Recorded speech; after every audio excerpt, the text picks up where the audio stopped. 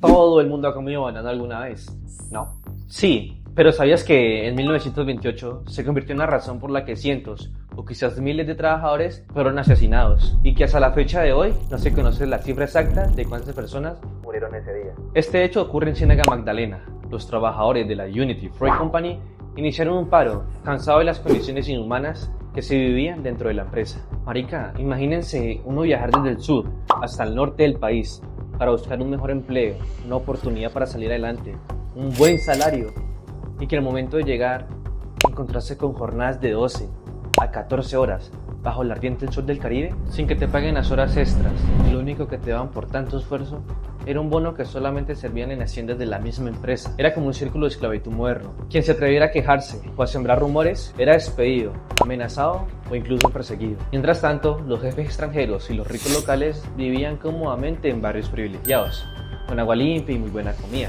Del otro lado, los trabajadores, quienes daban todo por la empresa, vivían en casas de madera, sin agua potable, sin buena comida, rodeados de barro y mosquitos. ¿Sí ven la diferencia? O sea, ¿dónde queda la empatía? Ese contraste, esa injusticia tan brutal, fue la chispa que encendió la mecha, y lo que terminó como un reclamo justo, terminaría convirtiéndose en una de las masacres más oscuras de la historia colombiana. El paro de los trabajadores había empezado rápidamente, lo que había empezado como una pequeña protesta. Se transformó en un movimiento masivo que paralizó las plantaciones. Cientos de trabajadores junto con sus esposas e hijos se reunirían en la plaza principal, exigiendo condiciones dignas, un pago justo y sobre todo, un trato humano. Durante días, la tensión aumentó.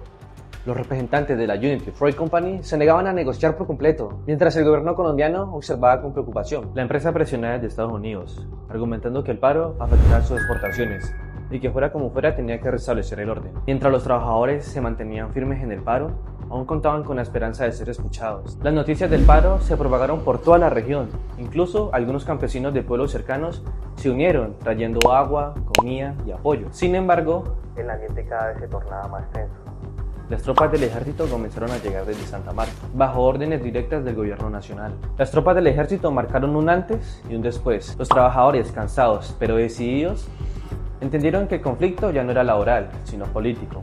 Aún así, se negaron a dispersarse, permaneciendo reunidos, convencidos de que su lucha era justa y que el Estado debía protegerlos, no enfrentarlos. Algunos pensaban que la llegada del ejército forzaría una negociación definitiva con ellos.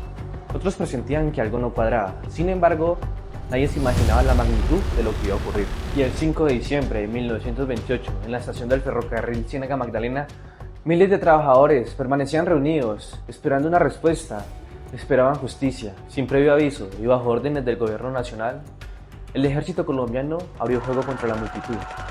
Hombres, mujeres y niños fueron alcanzados por las balas. El número exacto de víctimas nunca fue aclarecido, mientras el gobierno colombiano apenas reconoció decenas de muertos. Testigos y denuncias posteriores hablaron de cientos, incluso miles de personas asesinadas. Muchos cuerpos fueron cargados en trenes y arrojados al mar, en un intento por borrar las huellas de la tragedia. La protesta fue aplastada, los trabajadores dispersados por el miedo y la violencia, y la Unity Freight Company continuó con sus operaciones como si nada hubiera pasado. La masacre no solo silenció una protesta, sino que marcó uno de los episodios más oscuros de la historia laboral y social de Colombia. Décadas después, la Unity Freight Company desapareció de nombre, pero no de historia.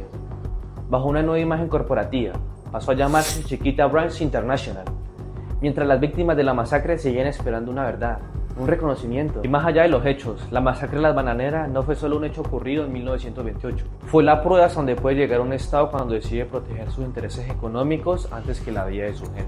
Durante años, lo ocurrido en Ciénaga fue negado, minimizado o convertido en un simple rumor. Los muertos no tuvieron cifras claras, los responsables no enfrentaron consecuencias, y el país siguió adelante como si no hubiera pasado nada. Pero la memoria no desaparece. Permanece en los relatos, en los archivos, en la literatura y en las heridas que aún no cierran. Recordar la masacre de las bananeras no es solo abrir el pasado por morbo, es entender que los derechos laborales, la protesta social y la dignidad humana no fueron regalos, sino conquistas pagadas con sangre, porque un país que olvida sus masacres está condenado a repetirlas.